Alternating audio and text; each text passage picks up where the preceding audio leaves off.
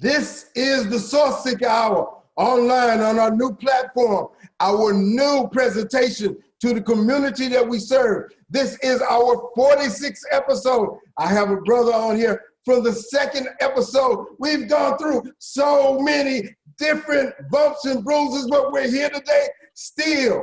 The Sourceseeker Hour. Thank everybody for joining us today here on the Sourceseeker Hour. We appreciate it. A very important topic. A very important topic to anyone that has kids or has community, which is all of us. How do we work with kids who are difficult to work with? How do we work with kids who are difficult to reach? And we've all seen those kids. I have 28 years in the educational system. I've had every experience, I believe. Between me and you, I had some knockout, drag-out fights that I'd had to actually fight for my life. I tell you the truth. I'm trying to retire, so I don't. Y'all can take it or leave it alone. But so I've had many experiences. I've had children that have committed murder. I've had children that have committed suicide. So I've seen quite a few different things in 28 years. I've also worked with the severe and profound population of students. So I run the gambit of experiences, legislative as well as physical experiences. So this is the Sourceseeker Hour. We're going to talk about that. I dedicate a part of this show to my father, the Honorable Raymond Alexander, who was a member of the state board and who has a day, September the 21st, named after him. And with that, we're going to get into our introductions to our prominent guests who are educators and who have vast experience in this area of education, working with our most profound human individuals that are out there. So we're going to get right into our introduction. Brother Nelson Greene, can you introduce yourself? Good evening, everyone. I'm Nelson Greene, longtime educator, entrepreneur, and author. I've been in education for 35 years, and I'm still at it and have no intentions of leaving anytime soon. Peace and power. Give him an extra piece of power. He's been in the fight, and he's still in the fight and raring to go. I mean, you got to applaud that. Yes, yes, ladies and gentlemen. As one who has went through 28 years, not sure I can do any more, but that's a whole nother subject. Sister Ife. Hi, everybody. I am Ife Mensah. I've been in education for 16 years. I am a poet and educator, so I am pleased to be here tonight. Thank you very much. This is a very important subject, and all of us have kids ourselves, and I have had experiences with my son, which goes right into our training and education also. But of course, it's a little bit different as a parent. There are certain things that you feel that you need to do and can do that you may not would do in the classroom setting. So we're gonna share a little bit about education from the aspect of being parents also. And we understand, but at the same time, we have to have a certain discipline and a certain willingness on the part of the student to be able to make some changes, make some good progress. So I have this question. With the great challenges that we have, the two biggest challenges, in my opinion, security, excuse me, security and the expectations of the administration are not in line with the realities of the situation. So you're gonna have all kinds of things that come up. How do you handle those extreme situations, such as a boy say, hey, you touch my hat, I'm gonna kill all y'all? Brother Greene, excuse me. Well, to be honest with you, I really don't like generalizing. So, and I have over the years, I've worked with some administrations that were not so cooperative, but I must say I have worked with some who are, and so it just depends on the administration that you happen to be working with. In that particular scenario, again, the district that I'm currently in, which is A-League, we're really big on building relationships with our students and whatnot. And so once that's taken place, once you build those relationships with those students and whatnot, you're able, some of the discipline issues that you might otherwise have, you may not necessarily have, or you're able to diffuse them. Because in that particular scenario that you gave about the young man wanting to refuse to take his hat off, and then the scenario you said because he indicated that he had a rash of some sort.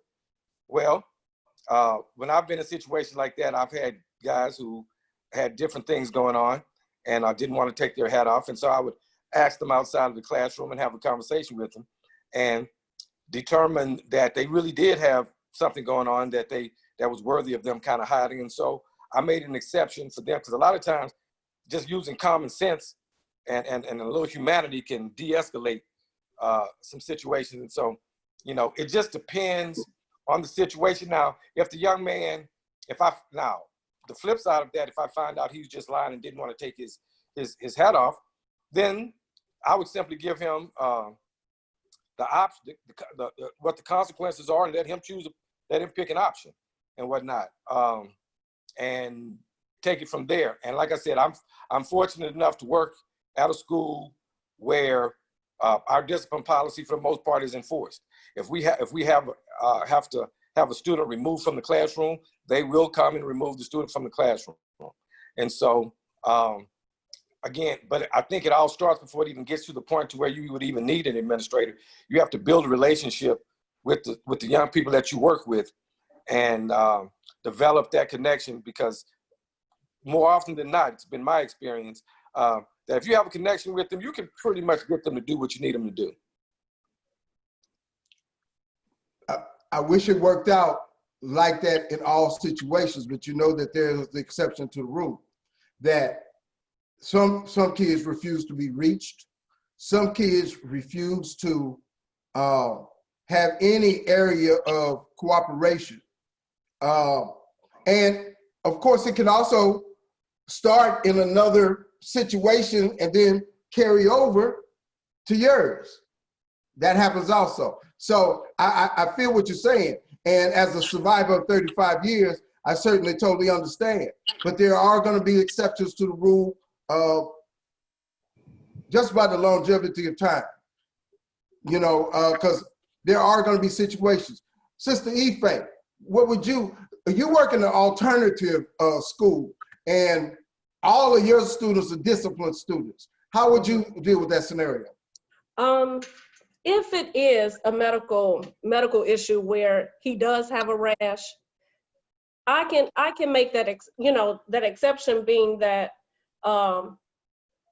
even if he's embarrassed of how his appearance is, and it leads to being at an alternative school, and it leads to him getting into a fight or being teased or something, I have to ensure that that student is kept safe. So guess what? It's okay for you to keep that hat. Now, in the other case, like Brother Greene said, if he's just wearing a hat because he's trying to be cool or, you know, just bucking the system, then that's different. However, in some cases, I have ran into that where administrative has said, okay, forget what the teacher is saying, let him keep the hat or whatever. And Brother Baruti, you know how that goes. So, you know, it's almost, you know, like a win-lose situation in some cases, but having that relationship with that child, like Brother Greene said, you can have, hey, take the hat off. That, more than likely, they're going to do it if you have that relationship or rapport with that student. And I'd like to add, as a part of building that relationship, you know, kids, it has to be genuine. Kids recognize fate all day long. And so, you know, like I said, just been my experience. And I've worked in inner city schools my entire career. I used to work at I worked at several alternative schools. I used to work at CEP as a behavioral specialist. And I've worked at residential treatment facilities with some kids that brought some real serious issues to the table, who were wards of the state and whatnot. And so I've run across some real hard nuts, if you will. But everybody wants to be loved. everybody wants to feel respected. Everybody wants to feel like they're being heard, even as a child. And so that's why I say it's important that if they feel like you genuinely care and whatnot, some of the more even difficult kids will comply with someone that they respect and that someone that they truly believe cares about them. Now, again, is that 100% childproof, if you will, that you'll never have a hard head that'll try to buck the system? Of course not. But once again, in situations like that, you enforce the rules that are in place.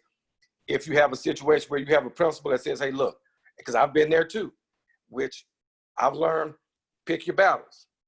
You got to pick your battles, because some battles aren't even worth the aggravation that you put yourself through and whatnot. So that's the politics of it, which you have in every industry, I believe, that you could go in. And so that's just part of the politics.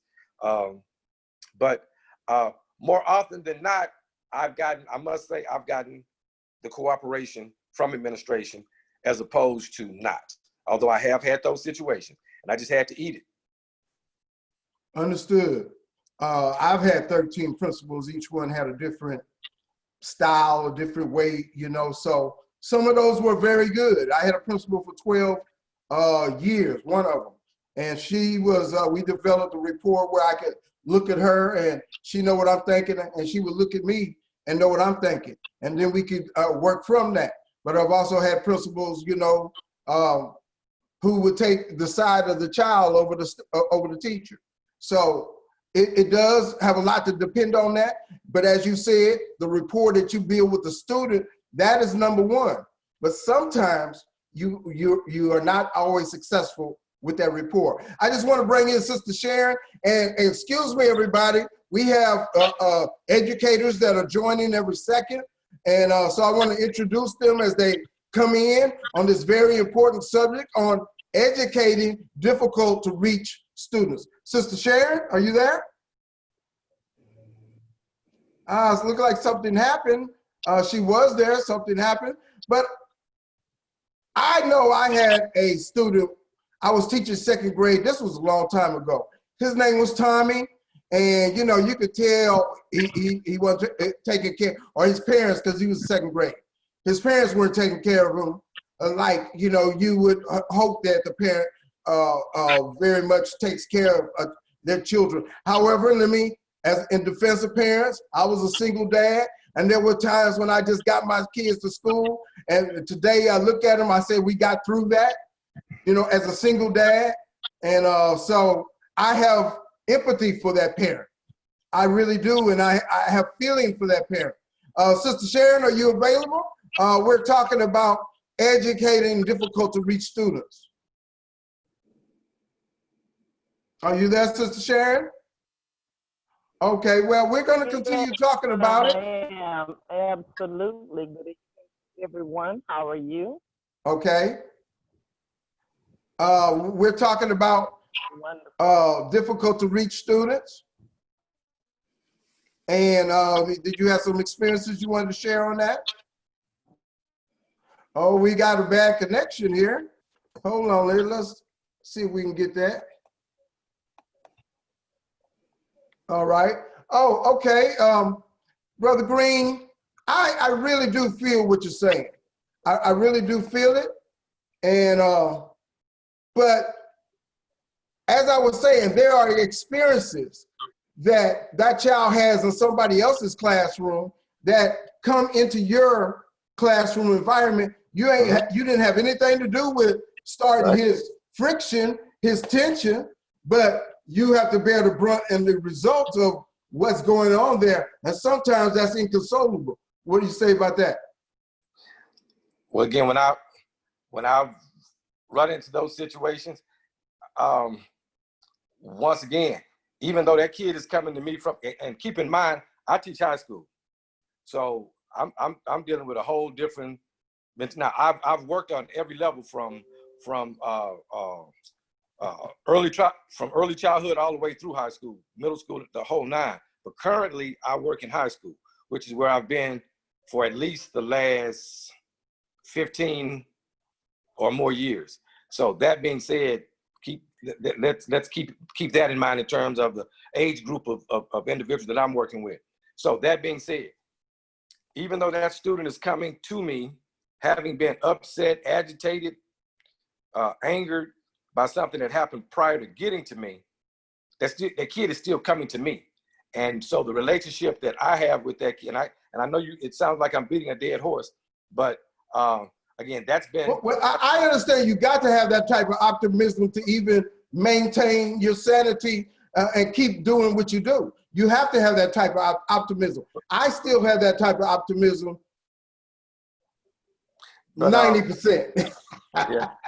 My thing is, once again, once that kid comes to me, I'm able to diffuse, and it can be because I'm also I'm all about following the rules, if you will, but I also have a lot of flexibility, and so if I need to tell a student, look, put your things down, go get your drink of water, cool off for a minute, come back to class. You good, you know. And so again, I think, and I'm all for. It's kind of like, to be quite honest with you, it's kind of like teaching and policing, if you will. Right now, as everyone knows, we're going through a very troubled and rough time right now, where the focus is on systemic racism, the things that are going on with our policing and whatnot. But just like you got good cops and bad cops, you got good teachers and bad teachers. And sometimes, a lot of times teachers really don't want to admit it, but you can escalate a situation. You know, at some point you have to realize who's the adult and who's the kid.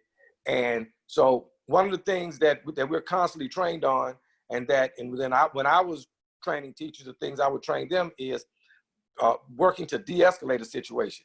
And the first thing that you don't do is get into a back and forth with a student, because even when you're working with a student who is non-compliant and whatnot, you don't keep going back and forth with them. You give them a directive. You tell them the consequences of them not following that directive, and then they get to choose what happens. And if they choose not to follow the directive, then I move on to the next step. Like I said, in situations like that, more often than not, the administration has sided with me. That's been my experience. Especially if I make the case that the student is just totally disruptive. And I've been in a situation where I just flat out refuse to allow that student to come back into the classroom and whatnot. And me and the person that I was dealing with, the administrator at that time that I was dealing with, may have began to show some displeasure, because we're not going to get in a back and forth in front of kids. So at the end of the day, if I ultimately am told, no, he's got to go back in there, not a problem. But then I still have some things at my disposal in terms of complaining and talk, going up, because everybody has a supervisor and whatnot. Now, typically, again, I've not had to do that, but I'm willing to. But like I said, my experiences have been even when I have situations like that, I try to diffuse it, give the student an opportunity to go cool down. If they refuse to, I give them the consequences. Whatever they choose to do, I'll apply that consequence. My preference is not to, because a lot of times when you show a kid love when you really didn't have to and probably shouldn't have, trust me, you're paying dividends for future situations, because that kid's gonna remember that, because no matter how tough they are, no matter how troubled they are, there's a person down in there. And that's what you got to tap into, and that's what you have to reach. Because once you do that, like I said, you can get the most difficult kid to do what you want. I've had that experience. So I totally understand. Let's see if we can bring in Sister Courtney. Are you there? Are you ready yet? I'm here. Okay, how are you doing? I'm good. How are you? Oh, pretty good, pretty good. We're talking about educating difficult to reach students. I gave the experience of the young man who did not want to take off his hat. And I said that our number one challenges in school are security and misaligned expectations of the administration. Do you agree with that? And have you had experiences with a disruptive, unruly student? Absolutely. I currently teach at a high school that's known for fighting. And it's girls mostly. We were in the news last year for the principal getting into an altercation with a student because she was in the bathroom putting on eyelashes. So I know a lot about these types of situations with students. What a lot of people don't realize is that the students are holding on to a lot of heavy stuff before they even come into school. So they can come to school with a bad attitude because something happened at home. Mama and boyfriend got into a fight. You never know what's going on with the students. So when they're getting into these altercations, you have to be careful not to judge. Take it personal. Take it personally, yeah. Because it might not be about you. It might be something way deeper that's going on. And so when I heard your example about, removing the hat or whatever, it's kind of like in a situation where you're in a classroom setting and you have this issue with this kid with his hat on. A teacher has to decide, am I going to spend 20 minutes going back and forth with this student about removing a cap, or are we going to have class? All teachers have to make a decision on what direction you want to go at that moment. And so if you decide to deal with that student, the rest of the class is at a disadvantage because you're taking time to address a hat. You understand what I'm saying? I totally understand. I've certainly dealt with that experience many times, but I've also dealt with some that, cannot just be solved with rapport. Which is the number one thing we got to have as teachers. But certain things can't, and as I was explaining to Brother Greene, just like you said, they come in with they may have gotten upset in the class right before you, or in the lunchroom before they came back, and they saw so-and-so on the internet saying this and that about them, and that set them off, and hey, it's on. It's on like Donkey Kong, and there it go, and all that is happening.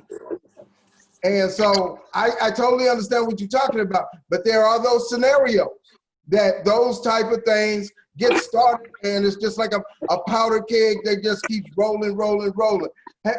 Have you seen those situations, Sister Eve? Yes, all the time. Being where I'm at, where I teach at, that's just daily. Coming in, students coming in, not knowing what they have dealt with before getting there. It could be something on the bus, at home, like Sister White said. Another teacher, another student ticked the student off, and we're left to deal with that. No matter what caused the situation, as a teacher, we're the ones that have to say, okay, how are we going to deal with this situation? We can either de-escalate it or escalate it, depending on how we react to it. Going into it with love. Sometimes, yes, we do so much as far as trying to de-escalate, and sometimes that just don't work because these students are over the top, and nothing at that point can bring that student down besides what we have to offer them as far as not escalating that student as much as we can. It's basically how we react to how that student is dealing with things. And I know I've seen all kind of situations. I'd say here recently, we have more girls that are getting into the disruptive areas and really causing disruption problems in the classroom. That when I first started, and probably when you first started, Brother Greene, that was not necessarily the case. But now we're getting almost just as many. Have you seen that? Oh yeah, oh yeah. I've seen the pendulum swing, if you will, to where the fights are mostly among young ladies as opposed to young men in the past. Now there's an unfortunate flip side to that as well, because when young men back in the day, young men, we had beef, we fought with our fists. Now they're shooting. So the fact that they aren't fighting, they aren't, but they're doing other things. But in terms of on the campus and what's going on there, yeah, I've seen an uptick in young ladies fighting and being more disruptive. But that, as one of my colleagues alluded to just a moment ago, that can be and is, in my opinion, linked to their living environment. Far too many young people, especially young women, are having to grow up too soon and too fast. Some of it is of their own doing. Much of it isn't. In my opinion, much of it has to do with parenting and the environment that they live in. So that being said, that again, I teach high school, so that 15, 16, 17-year-old girl that I see walking in the door, that's who I visually see, but that's not who's walking through that door. A 26, 27, because that's the lifestyle they live, because they have to. So in her mind, that's a grown woman walking through that door, and she's functioning like that outside of the classroom. But when she comes to school, she has to conform like the 16, 17-year-old that she is. And so sometimes when those two worlds clash, there can be a problem with authority and with each other. And so there are a number of reasons why there's an uptick in girls being more of a disruptive force in the classroom and fighting and whatnot. But that's just been my experience and my take on it. And yes, the pendulum has swung, and I believe everybody can agree that the nature of the school environment is much more different from a physical security standpoint than it was 20 years ago for those of us who have been in the industry that long. Yes, when we were going to a school, they were still throwing fists, but today they, pick up guns and so forth. And that's a product of our changing society. So, that has to be a discussion also. Hi, Courtney. Real quick, I want to go to Sharon. Are you there? Did you want to have something to say? I know you had some technical problems earlier. Yes, thank you. So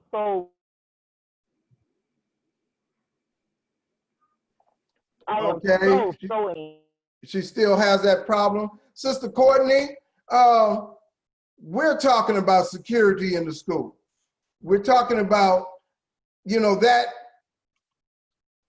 on the one hand, you're going to have that student that I gave in that example, but the administration, you have to be on the same page. And of course, we all know that the educational teaching environment is one of the most political arenas that there is, because getting along with other teachers, with counselors, getting along with the administration, your direct administration, your lead teacher, and making it all work. And then this student says this about this teacher. She go back and tell another teacher, that teacher pay attention to it. Oh Lord, it can be so much. How does that impact the security situation, Sister Courtney?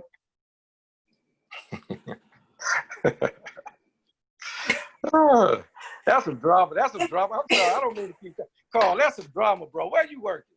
Where is that going on, brother? Oh my goodness. Hey, look, if I keep talking, y'all don't figure it out. That has been my experience. I have had those experiences also. Oh, I mean, you all have not been in a political educational environment, and that has affected the security of the school overall. No. I have been in that situation. I was in that particular situation this year.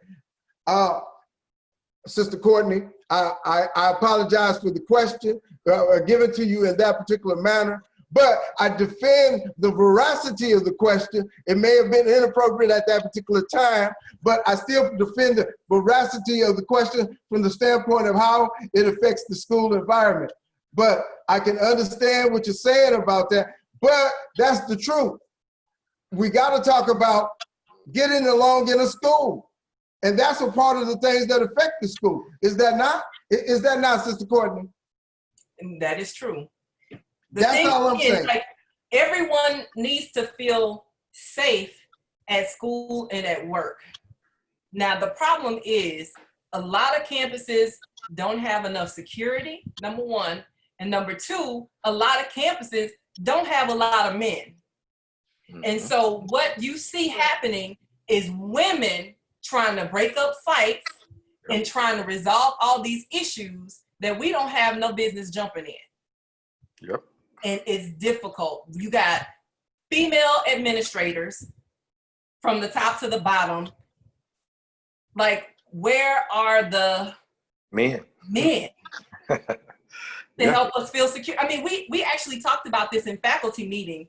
The women were like, hey, it's a whole Royal Rumble out here, and the men we do have on campus are not jumping in. We're risking our safety and stuff to break this up. So what are campuses supposed to do? Because we're talking about budgets here. So in your budget, are you going to pay for more cops? Are you going to hire more men? What are you going to do?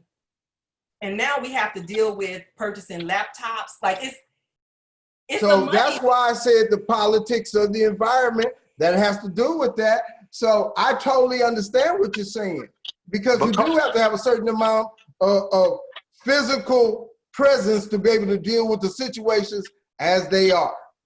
But that's all I was saying. Brother Greene, go ahead. But some of it is not necessarily political. Some of it is just like she stated. First of all, the applicant pool. You know, if men aren't going into education and aren't applying for jobs in education, then they're not going to be there. And then many of the men, and I want to be politically correct when I say this, most of your more manly men are at the secondary level, as opposed to the elementary. And like I say, I'm trying to be politically correct, but so the men who are least likely to jump into and stop an altercation are typically at your lower level, especially elementary and perhaps even middle school. As a football coach, they utilize. First of all, I'm on a campus. I'm at Hastings High School. We have almost 4,000 students, but we also have about 300 people on our staff, half of which are men. And so while we only have, I think, 3, and we have a very large campus, although we have 2 armed officers. What campus are you at, may I ask? Excuse me? What campus are you at? Hastings High School. And although there are only 2 officers, we have of our 11 administrators, I think 6 of them are men. And then you have the coaching staff and whatnot. So as a group, as a unit, we're all utilized to kind of police the hallways, police the campus, and whatnot. And every school does not have that numerical balance. Absolutely.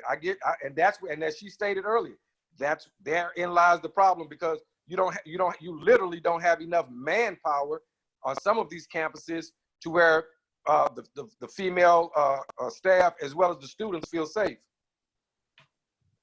Yes, and that's the #1 concern, especially with, and I have to mention them, all the school shootings and different things, all those things going on, and from a parent perspective, they're concerned about even sending their kids to school. Okay, we got to talk about the elephant in the room. What's going to happen with the education right now?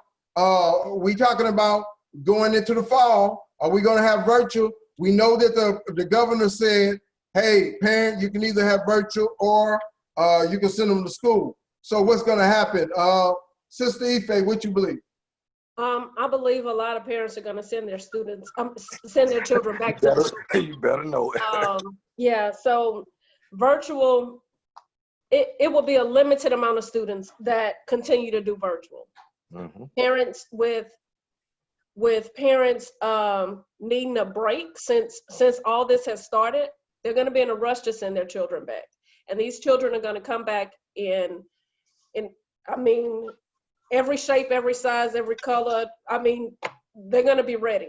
So my question is, will the teachers be ready, being that we have kind of had a break ourselves doing virtual and, are we ready to go back?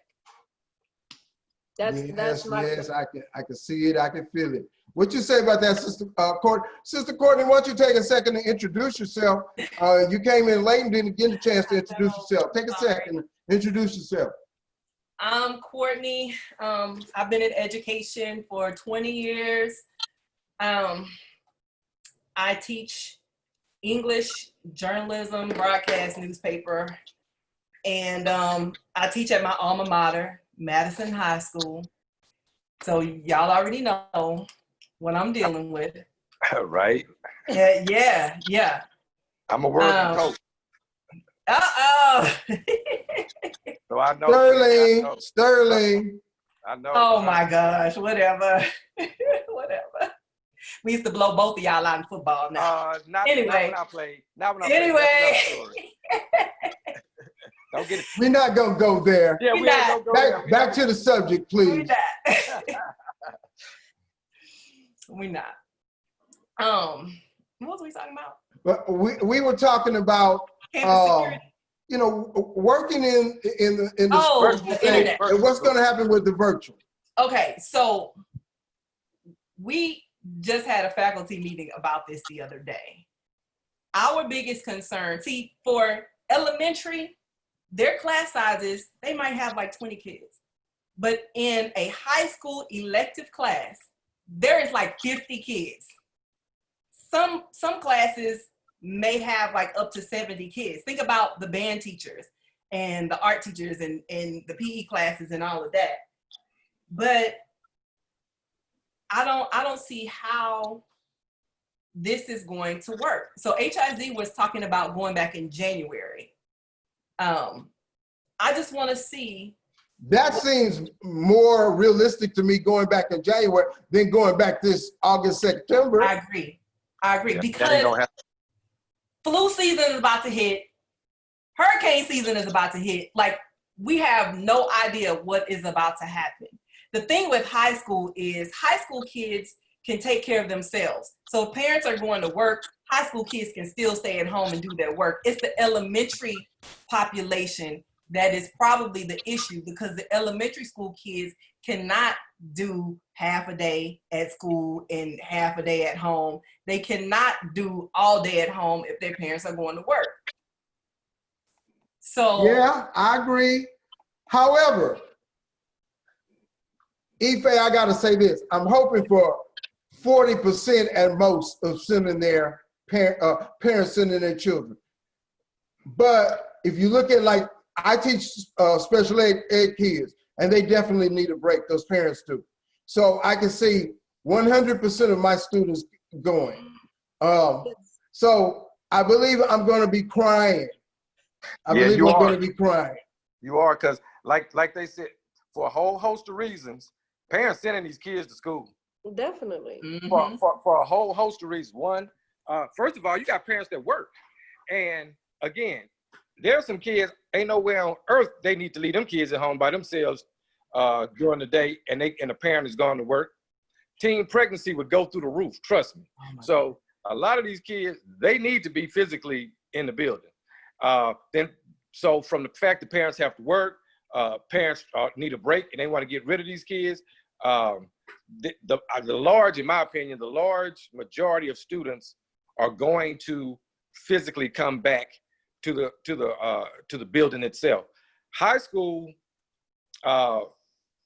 in terms of high school is at an advantage, in my opinion, when it comes to manipulating the schedule, because you can create the master schedule to where you have a rotating block schedule, which helps schedule, because that means the kid doesn't go to the same class every day. They alternate. They go to class on alternating days, which can help address the overpopulation of the classroom. So let me ask this question. Let me interject this question. And I want to deal with, I have experience in special ed, which is called life skills and so forth. That's your autistic MHMR in that area. But I also have experience in the quote unquote regular student, the student that, you know, doesn't need modifications and accommodations, quote unquote, to function successfully. In the terms of the regular student, what is the proper class size to be able to really impact those students, you think? And how far are we away from that? Sister Courtney? Okay, you talking about ideal class size or realistic class size? I'm talking about ideal class size where you feel that you could really impact those students.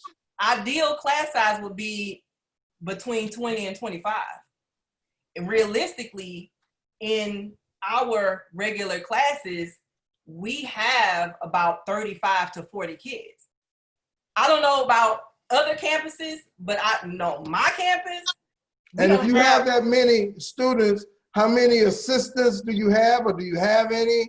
How does that work? No, they have, we have the co-teachers for our SPED population that come into the class. Like, we can use them to assist in the class, but it's not common. It should be, our population should have 2 teachers in there.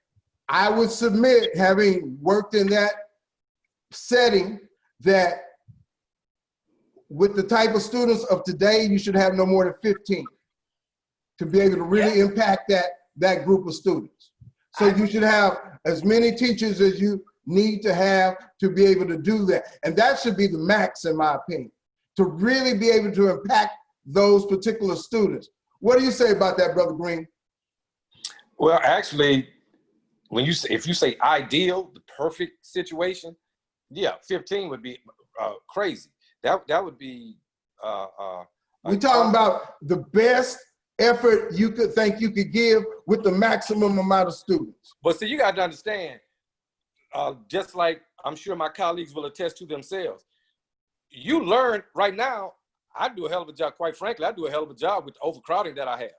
So quite frankly, you know, using the things that you have at your disposal and the little tricks along the trade that you learn along the way, you get the job done with what you have. But I guess a little bit less stressful, if you will, where you can give just a little bit more one-on-one to some students who may need it. 15, like I said, 20 actually, but 15 to 20 students, that would be, I guess, the perfect ideal situation. But there's a difference between, as you already know, between ideal and realistic, because salaries do have to be paid. And the way, because see, now you really are talking about politics, because now you're talking about how schools in the state of Texas are funded. So that's a whole. But what I'm saying, if the schools were the #1 priority of this country, and they put the amount of money that was necessary. I mean, yeah, of course. China does not cut and do like that when it comes to that. However, yes, we understand. China either, bro. Say again? I ain't trying to be in China either, though. I'm not suggesting that. We have a different, a whole different program, and I have been in other countries, and you do be seeking to come right back, even with all of our problems. You be, thank God, when you get back into the a U.S. airport. So I've had that experience too. Sister Ife, what is the ideal situation in the special school environment? As I was mentioning, there are life skills and also what are called adaptive behavior students that have had problems working in a normal school setting. So what do you think is the best scenario in your environment setting? I'm gonna have to agree to the 15, being to the due to the fact that a lot of students that we service now, whether it be in alternative schools or just normal districts, you know, a lot of these students are academically or challenged, or, you know, they have some type of either learning, they're coming with a lot of titles or labels, if I can say that, and diagnosis. So being overpopulated with the majority of the students having certain disabilities, 20, 25 students, that's pushing it. To be Yeah. effective, I believe about 15, so that you're servicing each child in an effective way, so that you know you're doing what you're supposed to do to the max, and then they're receiving what you're doing. Being a classroom with 25 or 30, somebody's going to lack that, and that's just honest. You know, that's just my opinion. But I definitely would stick with 15 being the max students per classroom. This is the Sourceseeker Hour. Ladies and gentlemen, we're having a great informational session on working with difficult to reach students. We have years and years of experience in the classroom, working with students, working in different kinds of scenarios, with different quote unquote labeled students. We have students who have had difficulty. They are called adaptive behavior or at-risk students. That term, at risk. When I was in high school, the counselor wanted to put me in special ed. Yes, and of course I was bad. I didn't, apply myself. However, when the teacher said, okay, y'all put in 25 cents. Whoever get the highest score, they go get the money. Bam, I got the money. When the teacher said, okay, whatever you make on the final exam, that's what you're gonna make in the class. Bam, I got that one too. So, but the counselor wanted to put me in special ed. And by the grace of God, my dad did not allow that, the Honorable Raymond Alexander. And I had a chance to find my way. And still in college, I didn't, really have my way, my understanding. Even then, it takes some people a lot longer. And if they can survive, Brother Greene, if they can survive, glory to God, what can become. Sister Courtney, talking about special ed and putting children in the special ed environment. Have you seen more of that? And we did a show on the increase of Black girls being placed in special ed environments. Do you have a comment on that? What I see a lot of is there is a large population of students who were placed in special ed in elementary school, and they became comfortable under this label. It's a lot of kids that don't need to be under that umbrella. I have a lot of them. But they know all of the rules and laws, and they take advantage of every single thing of not having to do rigorous work. And so what's happening is instead of the parents seeing that their kids get retested to see if they still qualify for special ed, they just leave them in the system because they can take advantage of certain services that they won't have otherwise. And so, like you said, it's a deficit with our students falling under that umbrella. But what I've seen is if we work with them and show them how to do the work, and they're doing the exact same thing as the unlabeled kids are doing. Mm-hmm. So my question is, once we push them out into the real world, are they gonna be handicapped because they've had this label to follow them since elementary school? You cannot walk onto a job and think that you're gonna receive accommodations. A lot of places aren't gonna accommodate them. Most places are not going to accommodate you.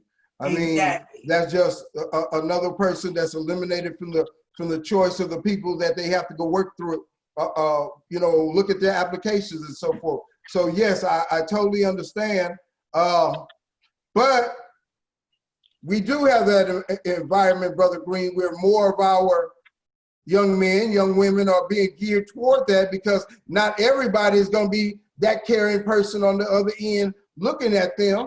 We have to go to the extra mile to make sure that we have that empathy to be able to care, but sometimes our children do not find that same empathy. And so it brings about the difficulty in the educational system that we have now.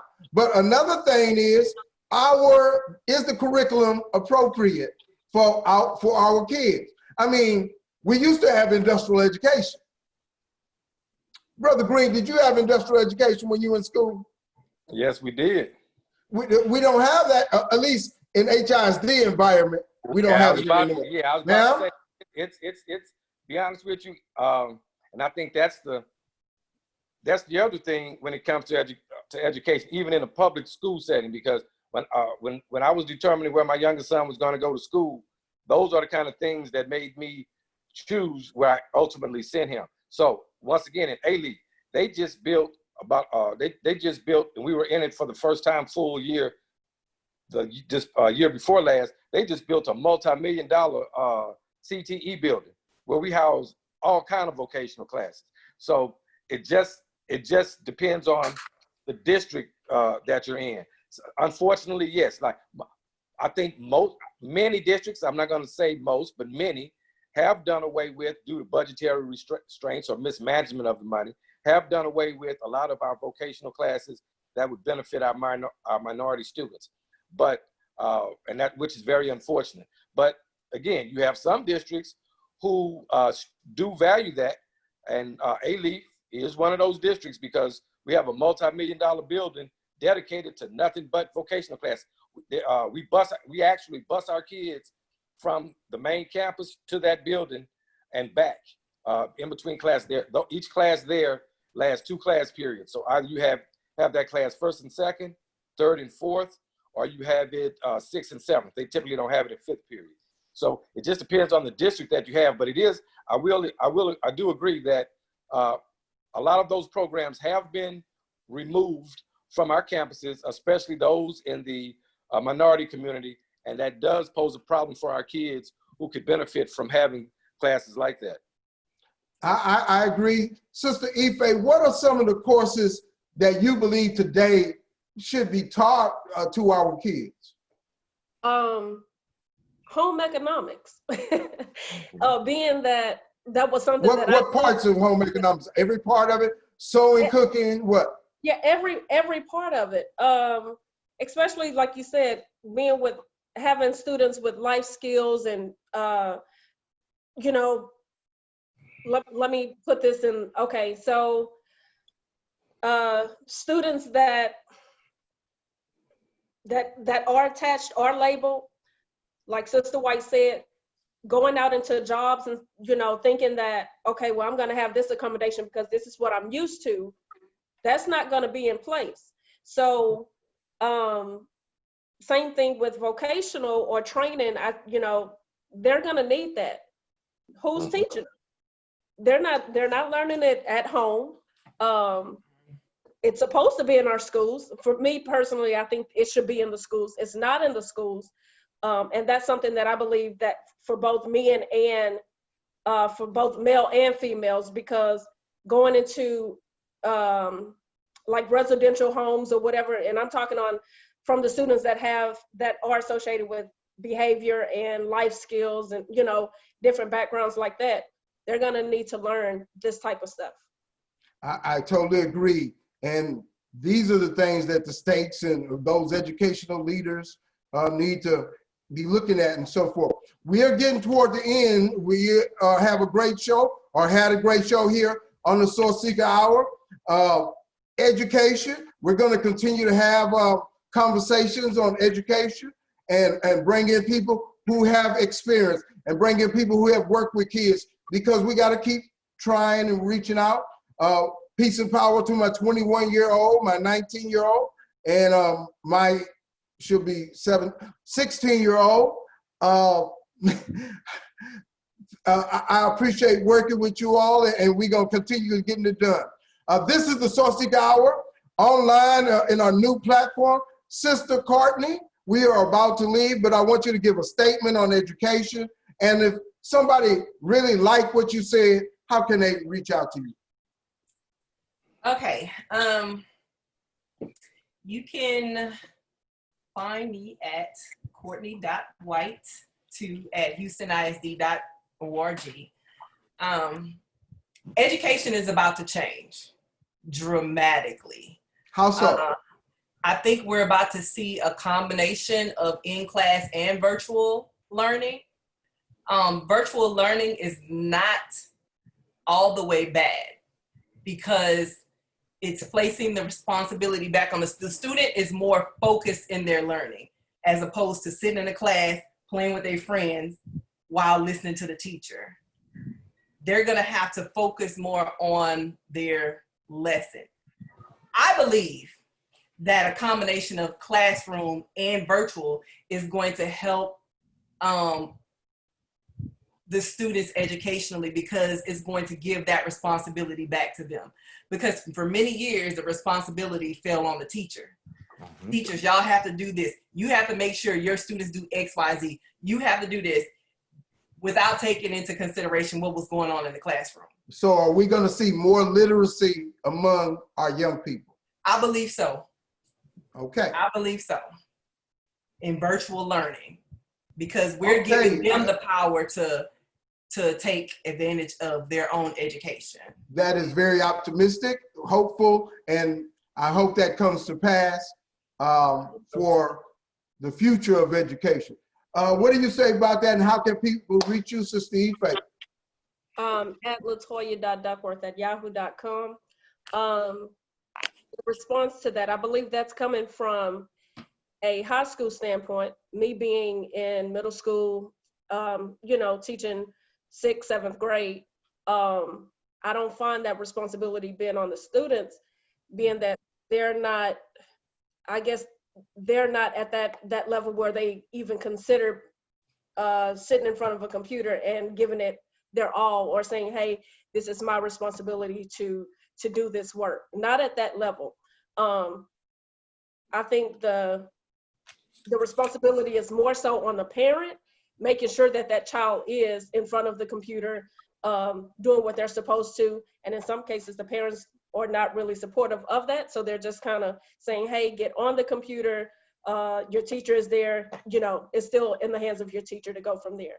But the students, I have for instance, I'm teaching the student full blown, but the student is on the game, playing Fortnite and okay, yeah, okay. Or they're looking at music videos and all kind of stuff, So I don't think virtual learning would be as effective. Well, I don't think it'll be as effective as the students been in the classroom, honestly. Mm-hmm. Okay, I understand. Brother Greene, I'm gonna let you take it out, but I want to go back to Sister Courtney to make sure she doesn't have, would you like to share something else after you've heard Sister Ife? You have anything more to add? No, I agree. It's a maturation thing, because with high school kids, we are supposed to be preparing them for what's next. So at what point do you switch it over and say, okay, you need to get to the point where you're taking responsibility for your actions, your education, and your life. So with 11, 12, 13-year-olds, they're not there yet. But the question is, once you leave here, even if you go to college, there's going to be virtual learning. The job situation now is their jobs more than ever are going to be online, doing what we're doing right now. Mm-hmm. So if you don't train them to do that in high school, then we're still pushing them out with another skill that they're not going to have. So I agree. I think it's going to be a process, though. It's not going to happen quick. It's not going to happen quick. I think it's going to take some years for these districts to kind of get the psychology of the community on virtual learning. It's going to take a while. Brother Greene. It's going to start with the ninth graders. Okay, yes, ma'am. It's going to start with the ninth graders. I think it has to start even before that. I think it has to start at least by the 5th grade, where it's really, really pushed.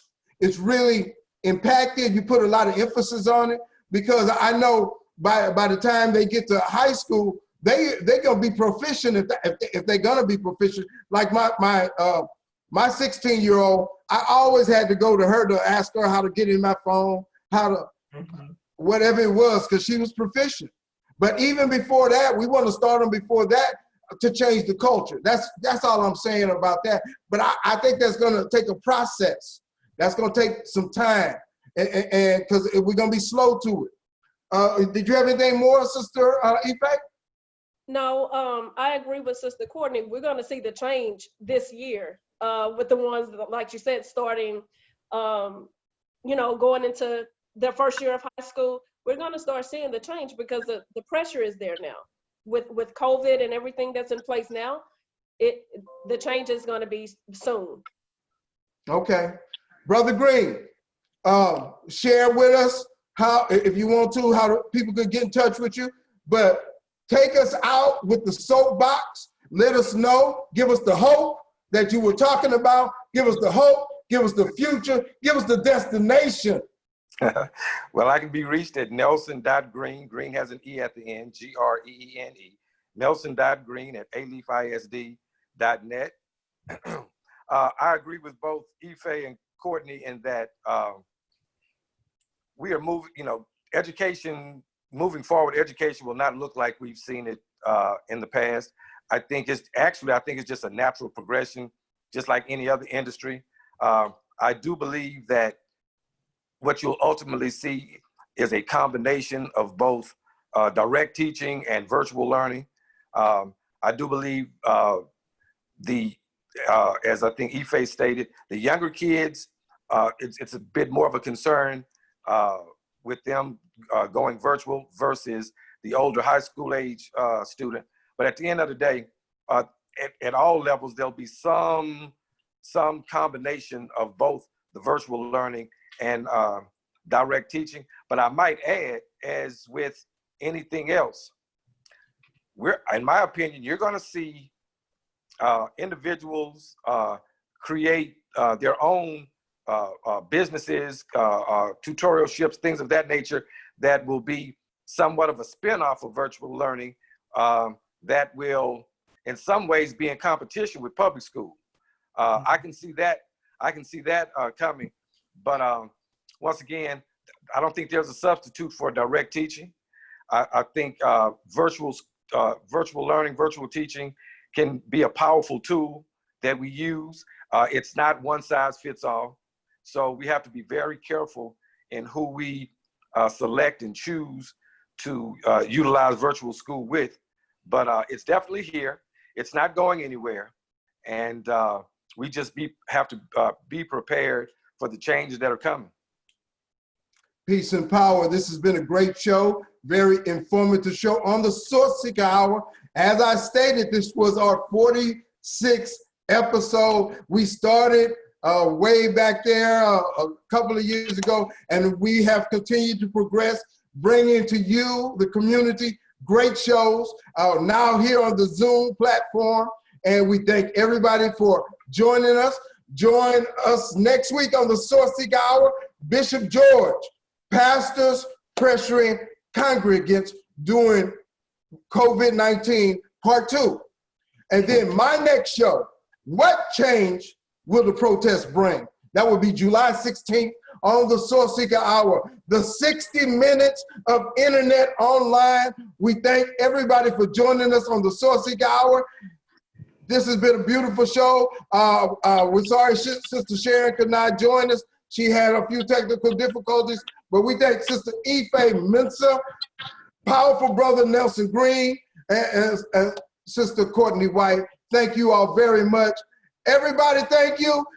We'll be back in touch. We'll probably do another show on education, and we'll keep the community informed here on the Sourceseeker Hour. Thank you. Goodbye. Peace and love.